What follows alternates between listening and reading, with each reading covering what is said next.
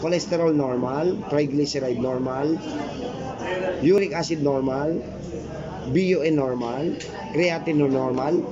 Hindi ka nagpa-chemo, di ba? Opo. Kaya tignan mo yung function ng liver mo, tsaka kidney mo. Very good.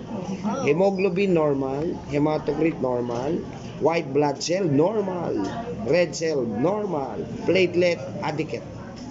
Wala ho na. Very good lahat. To God be the glory. Okay.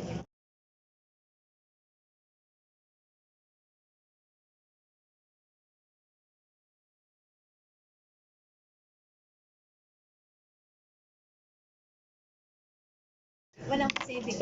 Congratulations. Thank you po. Okay, di ba tayo sa kabila?